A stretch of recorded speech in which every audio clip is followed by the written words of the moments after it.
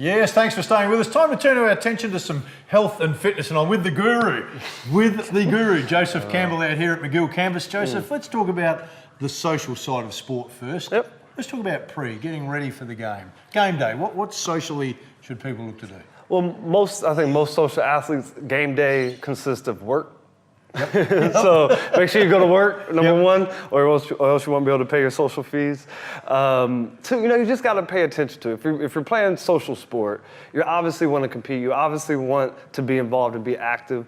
Try, and with social athletes, you can only try to have a hearty meal at lunchtime, get your proteins and carbs. Maybe that's not your cheat day. Maybe the cheat day is the next day. And just try to stay as active. That's probably not the day as well to have your 4 consecutive meetings in a row.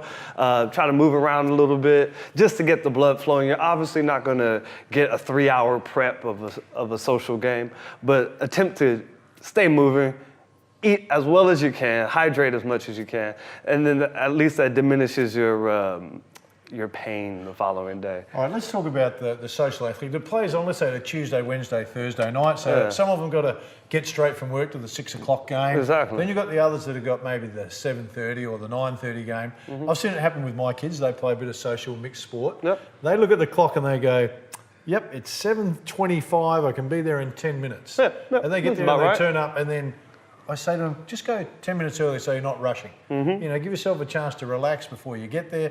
Because if you get there rushing, I almost guarantee you're going to get injured. Yep. And touch wood, it doesn't happen, but it does, doesn't it? It does. And the younger you are, the more leeway. Yep. But I remember being 20 and pulling a hammy at a social football game. So, and I thought I was pretty active, and same idea, I was studying. Oh yeah, game starts at 7:30.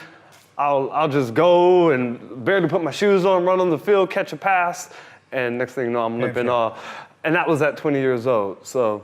All right, now game day itself, so you get there, you warm up. Most of them get there and just do the token, warm up, get through it. Then the game starts, and it's played at a pretty nice speed. Except when it starts to get competitive. And which it always does. Then I watch them at halftime, and there kind of has been a bit of a switch at halftime to hydrate, but we still probably don't do enough of it, do we? Yeah, pure water. Yep.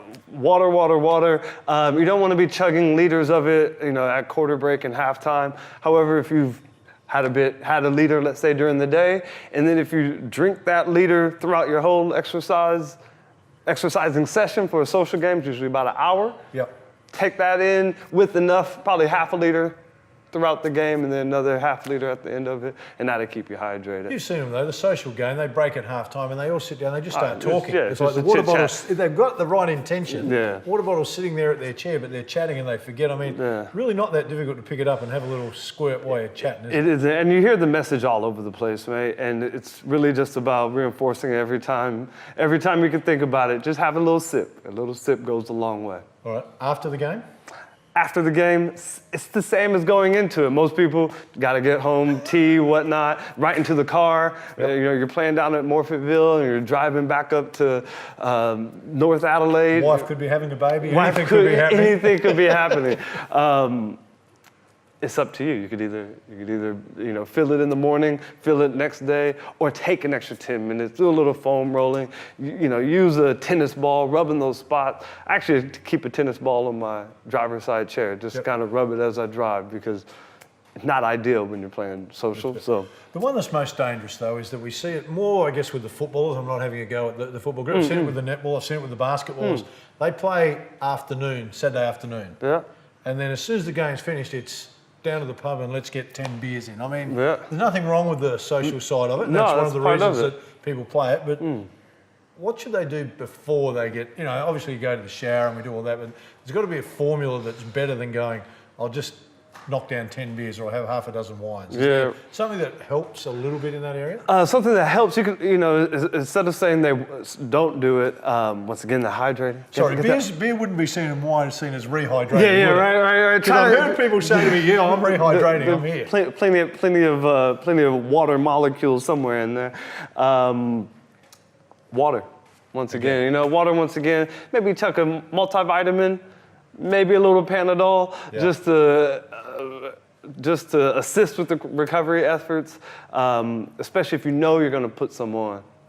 All right. Instead of denying that. Last question, because we've got to wrap it up. We'll come back with some other stuff. But after I've been to the pub and I've had a few beers, if it's a Saturday, what should I do on the Sunday? You know, I wake up, got a little bit of a hangover, I'm feeling a bit stiff and sore. What's the easiest thing to do? I mean, most people say, well, I'll go to the beach and I'll get in the water. That seems to be a favourite, because that takes no effort. No. Is there another? You know, that's a good one, because the idea is some people, even if you haven't exercised the day of, you know, you go out, have a big night, that next morning, if you're any sort of active, you probably want to get going a little bit. Take it easy. Take it easy. Some people sweat it out, go out there, bust out those 10Ks, do your 1 rep max. Maybe not. Maybe that's not the max day. Yeah. Make it a minimum day. Going to the beach and walking in the water, that's about as much activity as you want. If you're going to come to the gym, walk. If you're going to come and do weights, get your little 2-kilo weights and have that be a focused day, right? Yeah. Just when you start beating up with a bit of sweat, time to call it quits. And once again, just have that water in tow. Keep that water. All right, if you're a social sports person, you've heard it from the guru, Joseph Campbell. Stay with us. Still plenty to come on the show.